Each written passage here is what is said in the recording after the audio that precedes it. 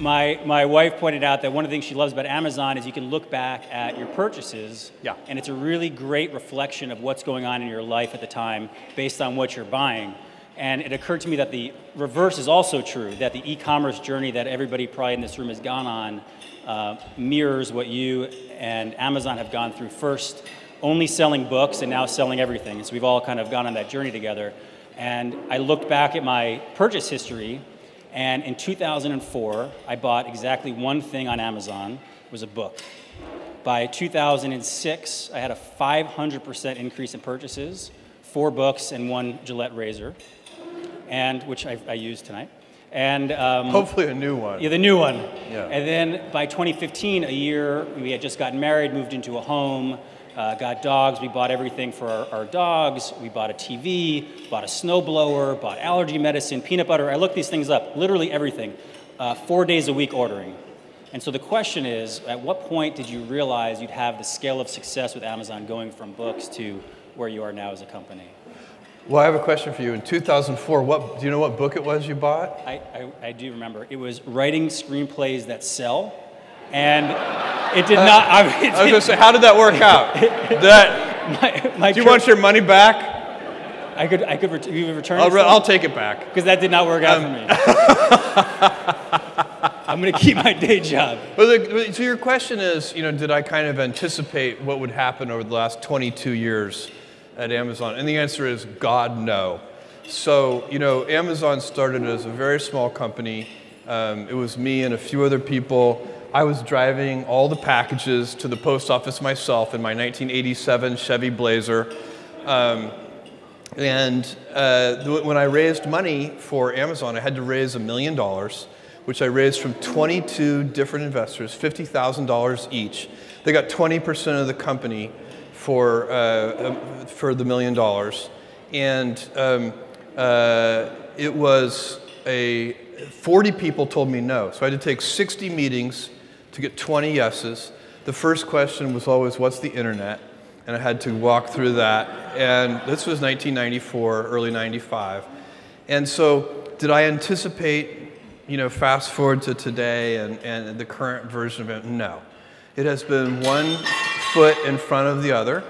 And I think that is true for most businesses, where you kind of proceed adaptively. It's step by step. You figure it out. You have a success, and then you kind of double down on that success, and you figure out what else you can do, what customers want. Everything we've done and all the success we have is at its root primarily due to the fact that we have put customers first. So those few people are probably kicking themselves now that... Well, it's very interesting. The 40 people who did not invest, it's kind of a study in human nature. I'm in touch with a few of them still, and some of them take it in great stride and they recognize that they actually have ridiculously happy lives. Others of them actually cannot talk about it. It is actually just too painful. That's human nature, and some people are better at rolling with the punches. I would be in the do not talk about it camp, probably. But speaking of talking, I have the privilege of being able to talk to a lot of people in Washington about all of our member companies. And Amazon is one where I think people have a very different idea of what Amazon is. Some people see you as an e-commerce company or a retailer. Others see you as an innovative tech company. You have Amazon Web Services, and you have original content, and you have Alexa and so many other things. How should we be thinking about Amazon? Yeah, I do get that is something that people get confused about sometimes. What is Amazon? We do such a diverse array of things, from producing original content at Amazon Studios to Amazon Web Services, where we sell startups and enterprises computing infrastructure, to the things that most people know about, which is our consumer offering, where we deliver things in little brown boxes. And these things seem so disparate. How is it that we're doing all of them? And the common thread, and really what it is it's an approach. We have a very distinctive approach that we have been honing and refining and thinking about for 22 years. And it's really just a few principles that we use as we go about these activities. At the very top of the list is one I've already mentioned, but you'll probably hear it 10 times throughout tonight because it's so central. And it is customer obsession. It's customer obsession instead of, for example, competitor obsession, or business model obsession, or product obsession, or technology obsession. There are many ways to center a business. And by the way, many of them can work. I know and have friends who lead very competitor-obsessed companies, and those companies can be successful. You know, that's not a bad strategy. You have to be really good at close following. You identify winners when you watch your competitors very carefully. If they latch onto something that's working, you duplicate it as quickly as possible. It's a very good strategy in some ways because you don't have to go down blind alleys. If you're not pioneering, if you're only close following, it has some advantages. But it has some disadvantages too. And I like the customer obsession model. I think it's the right one. I think it's better than product obsession even. I think product obsession is not bad, but I think customer obsession gets you there in a healthier way. So that's one of the principles, one of the approaches that we take in every single thing that we do. The second one is that we are willing, I would say even eager, to invent and pioneer. So that is, I think that goes along, it marries really well with customer obsession. Customers are always dissatisfied. Even when they don't know it, even when they think they're happy, they actually do want a better way, and they just don't know yet what that should be. And that's why I always warn people, customer obsession is not just listening to customers. Customer obsession is also inventing on their behalf, because it's not their job to invent for themselves. And so you need to be an inventor and a pioneer. And the third one that's really central to the way we think about all of our business problems and a bunch of things at Amazon is we're long-term oriented.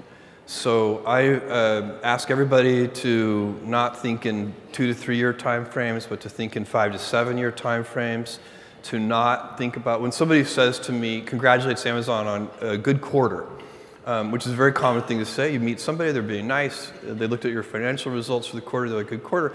I say thank you. But what I'm thinking to myself is, that quarter, those quarterly results were actually pretty much fully baked about 3 years ago.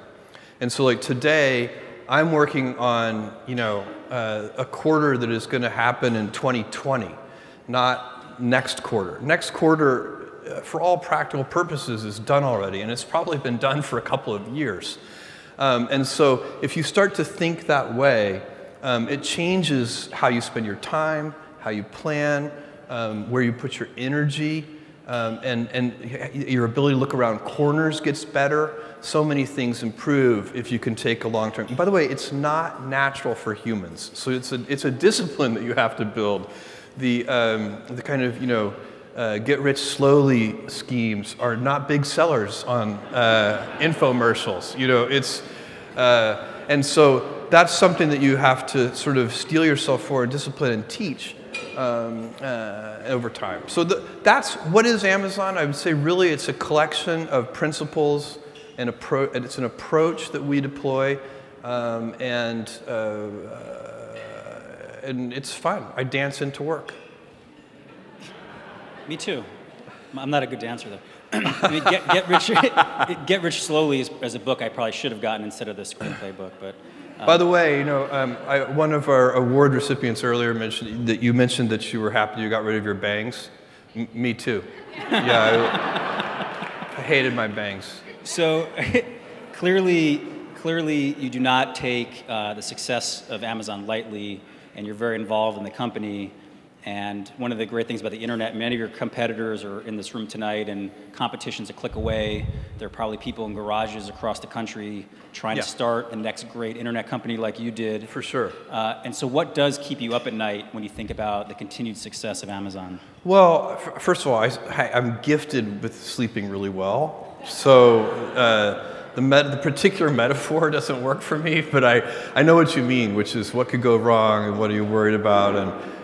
And for me, the thing I worry about the most is that we would lose our way in one of those things, that we would lose our obsessive focus on customers, or would somehow become short-term oriented, or would start to become overly cautious kind of failure averse and therefore unable to invent and pioneer. You cannot invent and pioneer if you cannot accept failure. To invent, you need to experiment. And if you know in advance that it's going to work, it is not an experiment. And so that's a very important thing. They are inseparable twins, failure and invention. And so you have to be willing to do that. And it's embarrassing to fail. It's always embarrassing to fail. But you have to say, no, that's not how this works. If I said to you, you have a 10% chance with a particular decision, a 10% chance of a 100x return, you should take that bet every time. But you're still going to be wrong 9 out of 10 times. And it's going to feel bad 9 out of 10 times.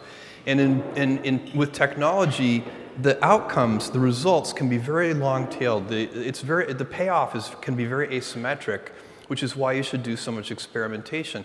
Everybody knows that if you swing for the fences, you hit more home runs, but you also strike out more.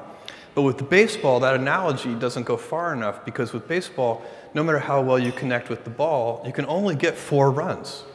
The success is capped at 4 runs. But in business, every once in a while, you step up to the plate and you hit the ball so hard, you get 1,000 runs. And so when you have that kind of asymmetric payoff, and one at bat can get you 1,000 runs, it encourages you to experiment more. It's the right business decision to experiment more. It's also better for your customers. Customers like the successful experiments. By the way, this is a giant misconception in a lot of young entrepreneurs, inexperienced entrepreneurs that they meet. One of the things that is very fashionable right now is to talk about how disruptive their business plan is going to be. But invention is not disruptive. Only customer adoption is disruptive. At Amazon, we've invented a lot of things that customers did not care about at all. And believe me, they were not disruptive to anyone. So it's only when customers like the new way that anything becomes disruptive. And so really, it's just saying that you want to, if somebody comes to you with a business plan that they claim is disruptive, you should ask them to explain it to you in simpler language. And the simpler language is, why are customers going to adopt this? Why are they going to like it? Why is it better than the traditional way? So along those lines, we have some press and media in the room. Is there something that you think people get wrong about Amazon that surprises you when you read about it or see it in media coverage? Well, wrong. I don't know about wrong. First of all, we've been over 20 years on balance treated very fairly by the media, and not every story that's ever been written about us is the way we would have written it if we were writing it ourselves. But on balance, very fairly treated.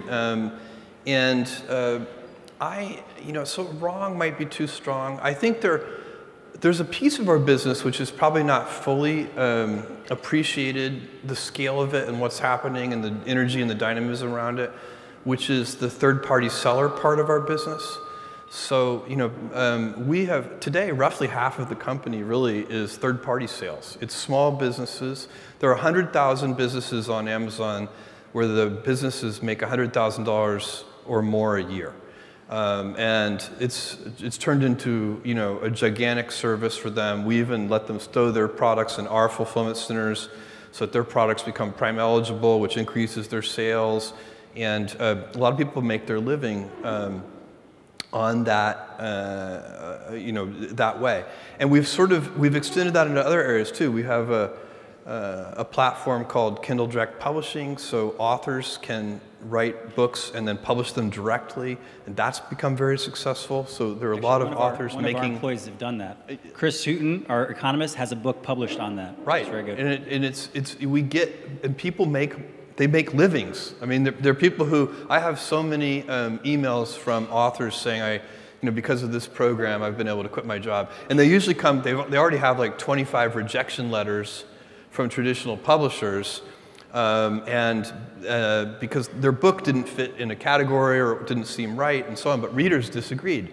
And so one of the things that you get when you let people, I think of this as more like gardening. You kind of get all the nutrients right in the soil, and then you see what comes up. And that's what happens with these third-party businesses. You know, we don't plan which books people are going to write. We just provide a service that makes it really easy for them to contact and reach readers.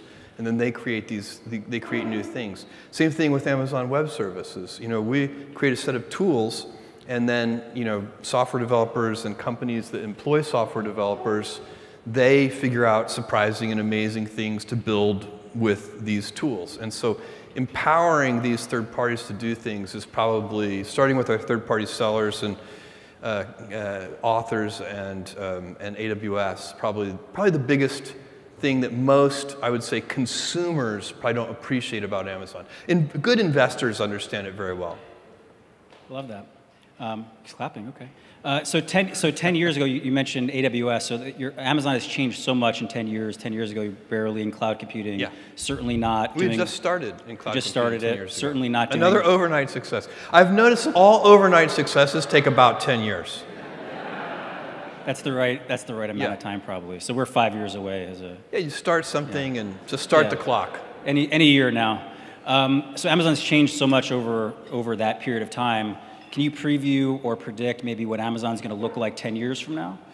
Well, that's a very good question. I think on the outside, you know, kind of, you know, the observable Amazon could change quite a bit. Just as you said, there, you know, 10 years ago, you wouldn't think that AWS would be such a significant contributor to the business, and there could be more things like that in a kind of 10-year time frame that we don't know about.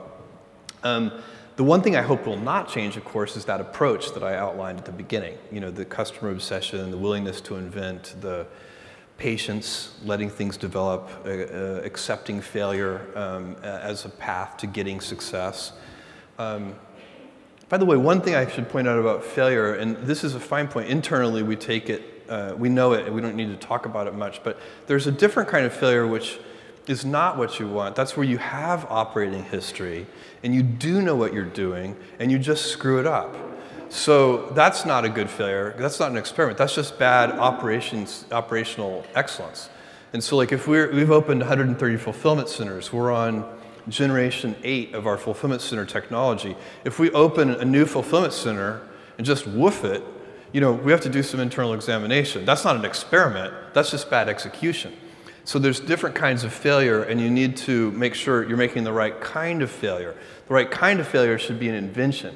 It should be something that, you know, it's an experiment. You don't know if it's going to work, and you know up front that you don't know if it's going to work. That shouldn't be opening a new fulfillment center for us. I'm not sure I answered your question. I got distracted by failure.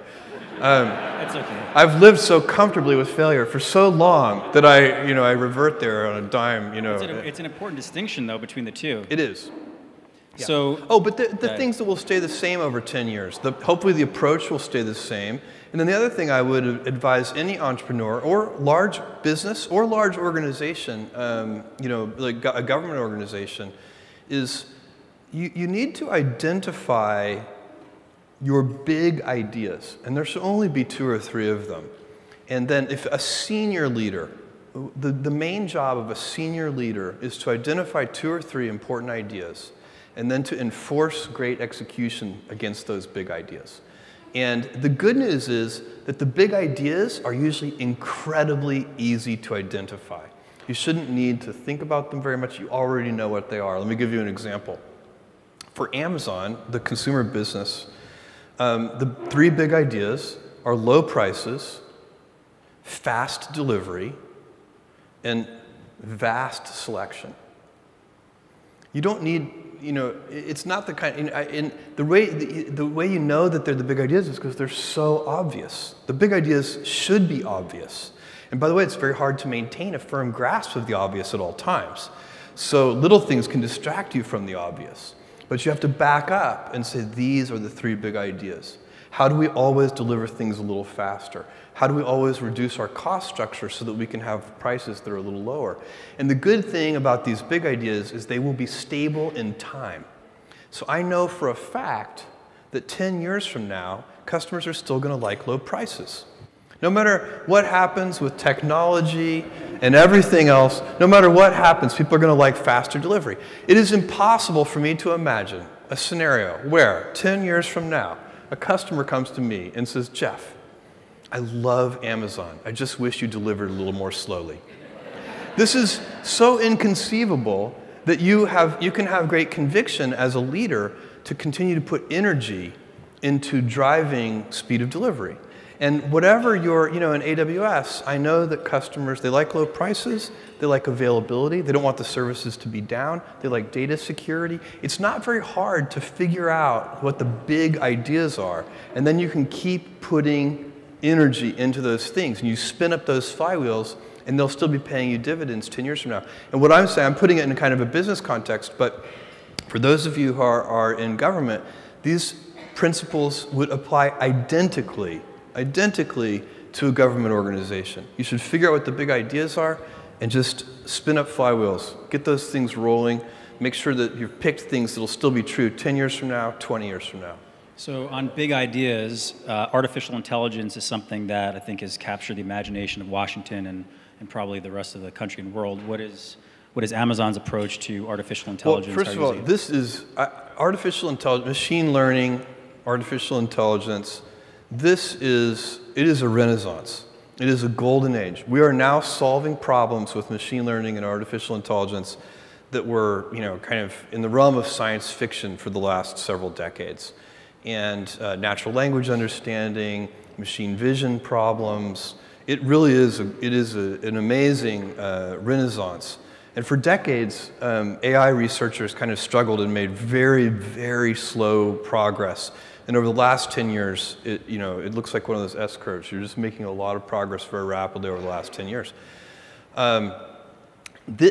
Machine learning and AI is a horizontal enabling layer. It will empower and improve every business, every government organization, every philanthropy, basically there's no institution in the world that cannot be improved with machine learning. So at Amazon, some of the things we're doing are super obvious. So they're kind of superficially obvious, and they're interesting and they're cool, and you should pay attention to them. I'm thinking about things like Alexa and Echo, our voice assistant. I'm thinking about our autonomous prime air delivery drones. Those things use a tremendous amount of machine learning, machine vision systems, natural language understanding, and a bunch of other techniques. And those, but those are kind of the showy ones.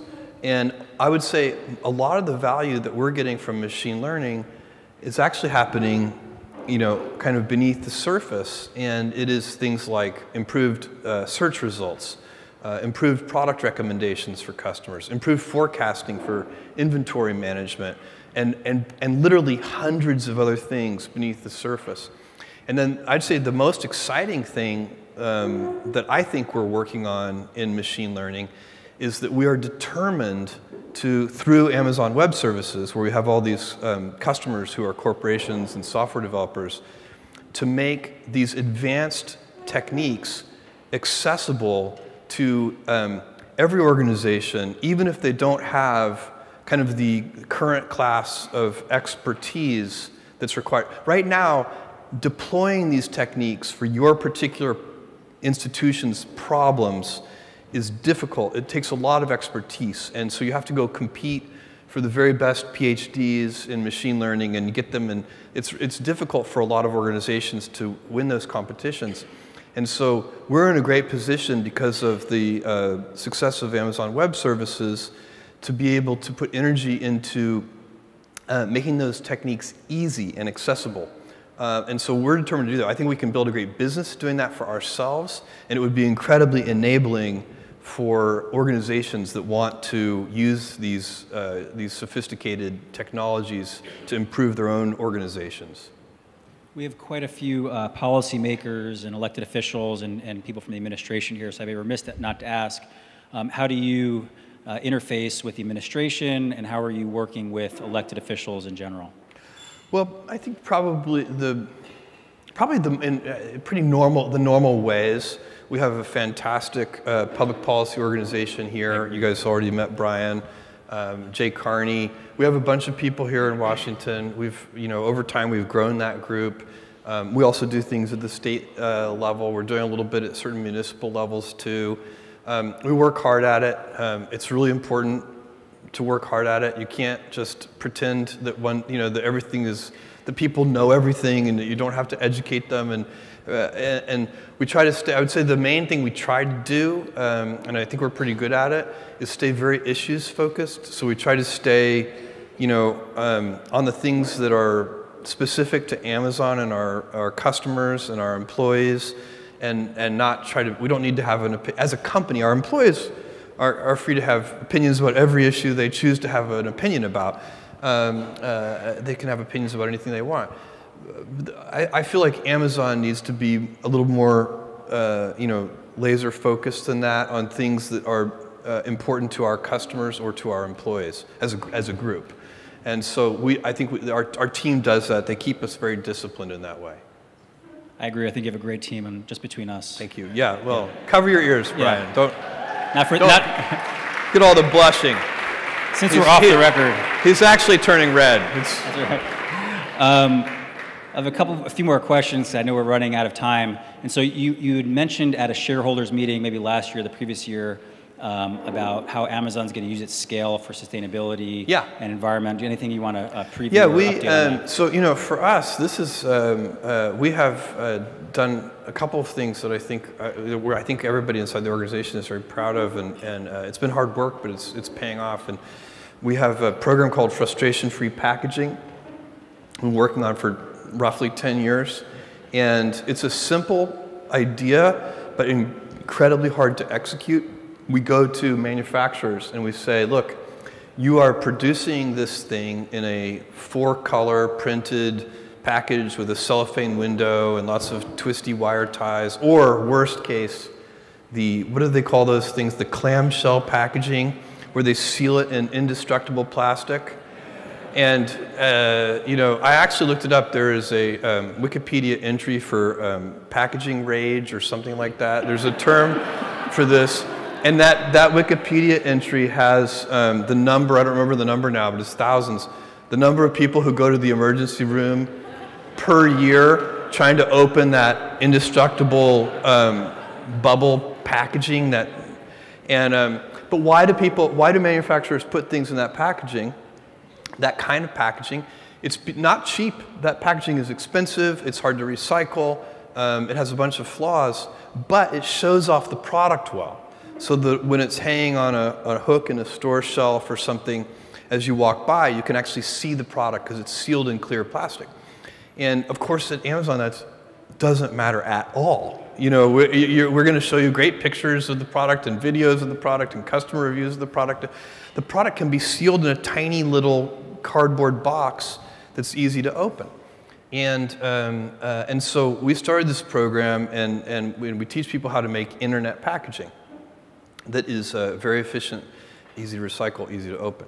And something like, just in the past year, we have saved 55,000 tons of waste as a result of this program.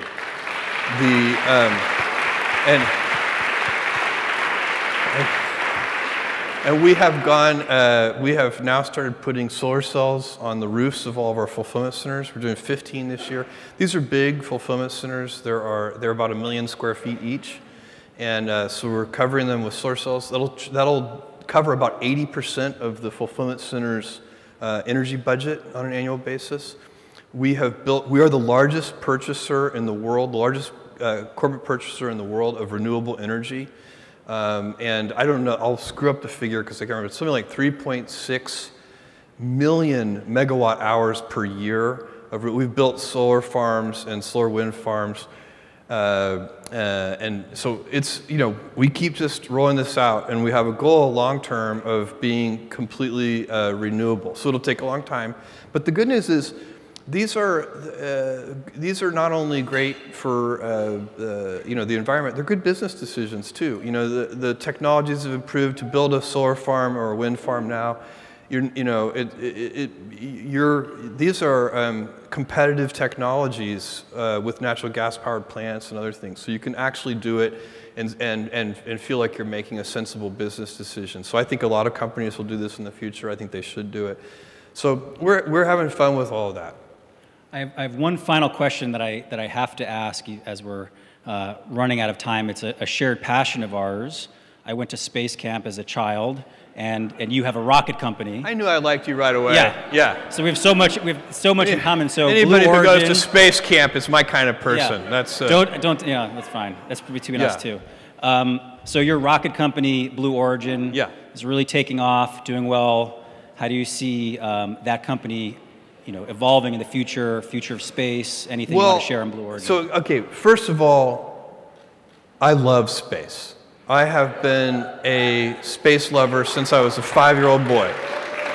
And I feel like I won the lottery with Amazon. I know I won the lottery. And now I'm investing those lottery winnings in Blue Origin, which is the space company. We are flying a suborbital tourism vehicle, and we'll start taking people up hopefully in 2018. That's coming right up. Working on it for more than 10 years. Hopefully, this overnight success is taking longer than 10 years. I don't know. We'll see. And we're also building an orbital vehicle called New Glenn. New Shepard is named after Alan Shepard, the first American in space. He went on a suborbital journey. New Glenn is named after the American hero John Glenn, who was the first American to orbit the Earth. And so these are reusable boosters, fully reusable. That's the key to lowering the cost. Our vision at Blue Origin is that we want millions of people living and working in space.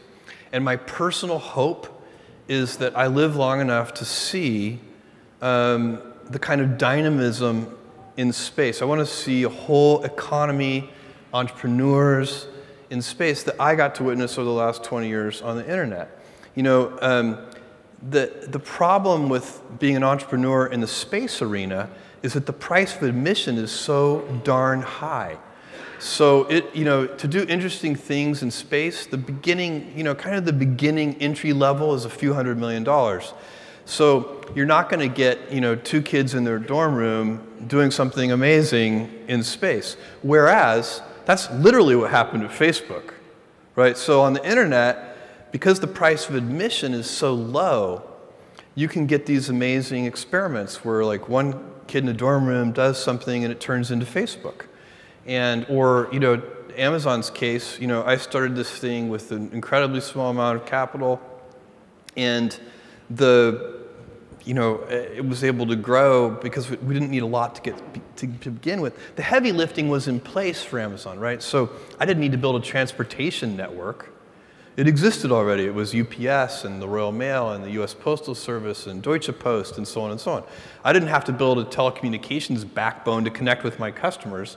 It was there. It was called the internet. And in fact, the internet was resting on top of the long-distance phone network at that time. You guys remember the dial-up modem? Some of you do. Some of you are too young to. Some of you should go to a museum and see a dial-up modem. What was that sound? Yeah. And so I recently showed a group of youngsters a payphone. I came across one, and I was like, my God, guys, come over here. This may be the last one. You have to see it. So, the point is that Amazon got to rest on top of, we didn't have to build a payment system. It already existed. It was called the credit card. Computers were already on every desk, thanks to Microsoft, IBM, and Apple.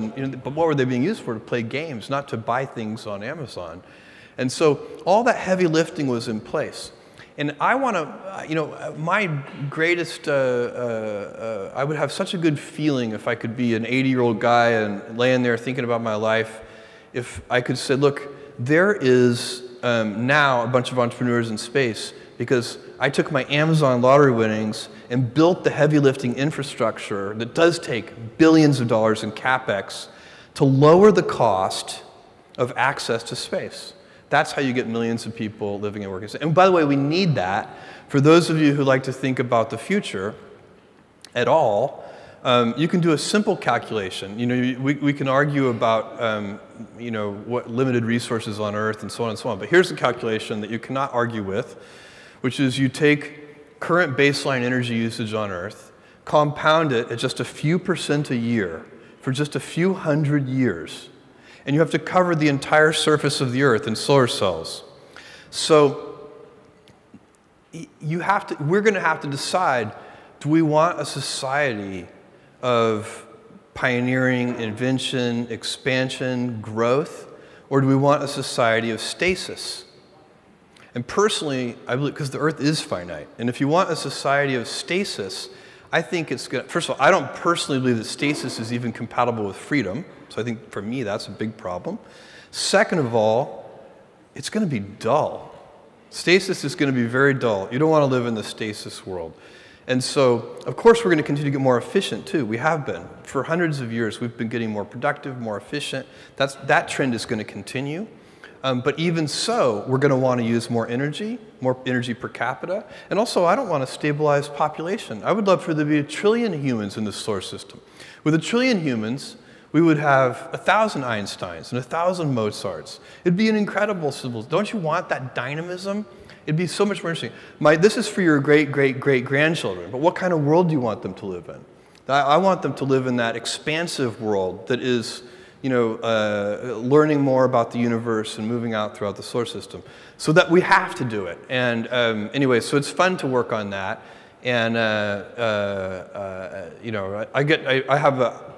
won so many lotteries in my life. I have the best parents in the world, my mom, Jackie, and my dad, Mike. My mom had me when she was 17 in Albuquerque, New Mexico. She was still in high school. It was not cool. And she did an amazing job. My dad, Mike, is a Cuban immigrant who came here when he was 16 without his parents. Did an amazing job. So those are the things that are your little gifts in life.